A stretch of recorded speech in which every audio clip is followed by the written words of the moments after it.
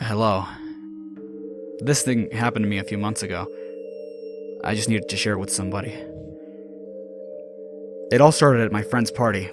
He's an artist who rented out a loft in the industrial part of town.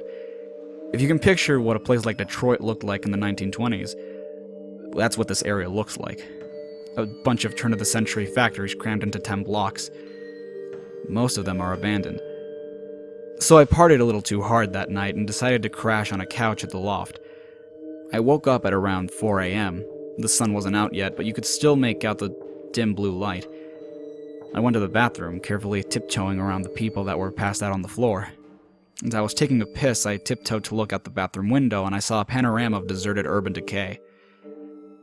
I remembered how much I liked places like this. It was so dark and devoid of life and strangely serene. So I went back to the couch and tried to fall asleep. After 45 minutes of staring at the ceiling, I decided I didn't want to be there any longer, so I swallowed my pride and decided to wake my girlfriend up to beg her for a ride, since walking around the vacant streets at this time was not really an option.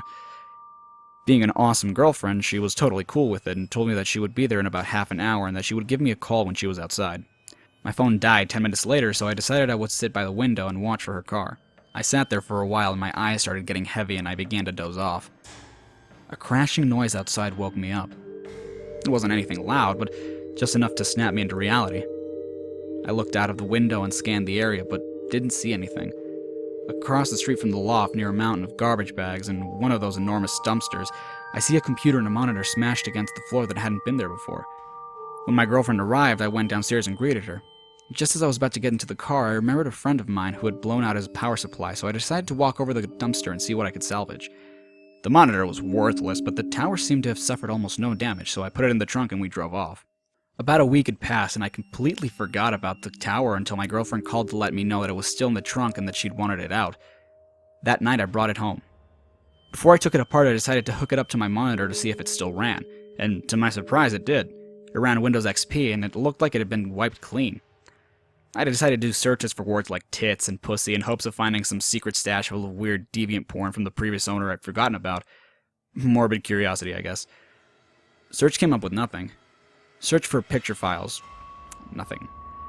Then I searched for movies and one file came up. It was an AVI file inside a folder called Barbie, hidden in the Windows System 32 directory. So I played it, and now this is where it gets disturbing. The movie was about an hour long and was made up of what seemed like raw exported footage. The footage was of this woman sitting on a chair and talking against a white backdrop. I skipped through most of the movie and it was about the same continuous shot. Then I decided to sit through the footage and find out what she was talking about. 50 seconds into the footage, the audio goes completely bad and her voice is drowned in harsh static and background noise. I couldn't make out a thing. So I imported the footage into Final Cut and tried to mess with the levels to isolate her voice. It helped a little, but I still couldn't hear what she was saying. I was intrigued now, and I began to really pay attention to her face and body language. It seems that she's being asked some kind of questions because she stops at times to listen, then continues talking. About 15 minutes into the footage, her face begins to redden and contort as if the questions are bothering her. But she continues to answer them anyway. Shortly after, she begins to cry. She sobs hysterically for the duration of the film. One of the few words I could lip read was skin. She repeats this word many times throughout the footage, and at one point she even pulls at the skin from her arm and mouths the word. She seems to be unhappy with her skin. There's so much more I have to get off my chest, but it's getting late and I can't go on. I'll share the rest tomorrow. God save my soul. It kept on building, and about 40 minutes in, she's crying so hard she can barely look at the camera. She stops talking at this point, and the rest of the footage is just her crying with her head down. Oddly enough, she doesn't get up or move, the screen just fades to black. I was fucking dumbfounded. I played the whole thing through many times that night, trying to find inflections and nuances in her movement that would reveal anything else about what was going on. I felt so dissatisfied, I wanted to know more. That's when I noticed there was about 10 more minutes left on the timeline after the screen went black, and about 2 minutes in there was more footage. The footage was extremely shaky, almost unwatchable, and depicted a pair of legs walking along train tracks. My guess is that the camera was accidentally left on as it was being carried somewhere. The person in this footage walks along the train tracks for about 6 minutes and then turns into the forest and walks over what looked like foliage flattened by a piece of plywood. The person continues on this makeshift plywood road until the movie clip ends. Now my heart started beating with excitement because there were train tracks a few miles away that looked very similar to the ones in the video. I had to check this out. I called up my friend Ezra. He's 6'4", 250 pounds of mostly muscle. I convinced him to go on a little adventure with me. I'm no pushover myself, but I felt like if I was going to wander into the woods looking for God knows what, extra muscle couldn't hurt. This whole idea of investigating this video had me so excited that I couldn't sleep. The next morning on a sunny Saturday, I took my flashlight, my camera, and my 7-inch Kaibar with a matte black finish and serrated edge and went off to pick Ezra. When I got to his house, he wasn't even awake.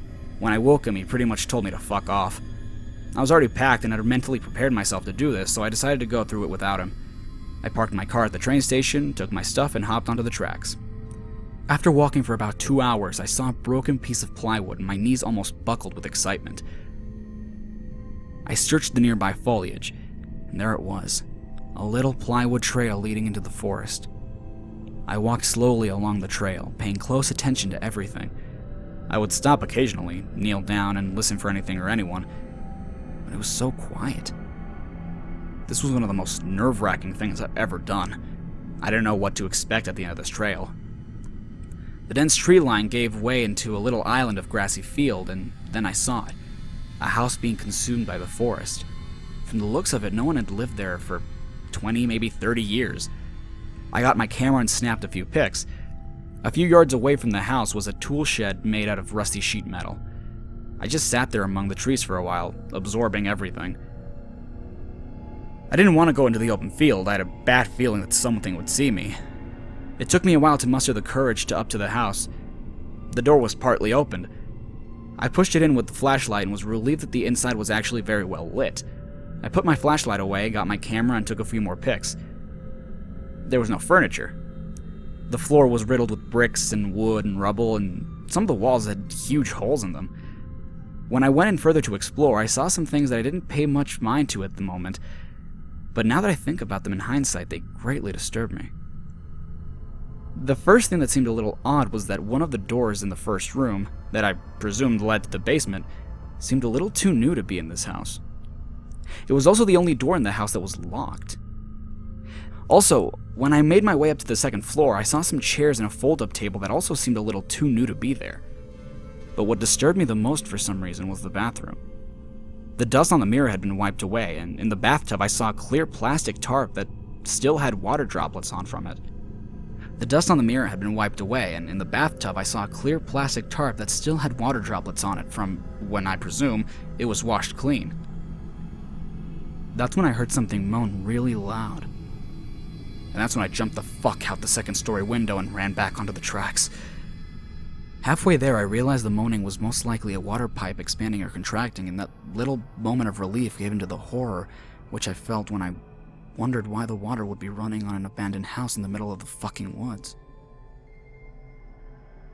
It's been a little bit more than 2 months since that happened, and I haven't gone back there, nor do I plan to.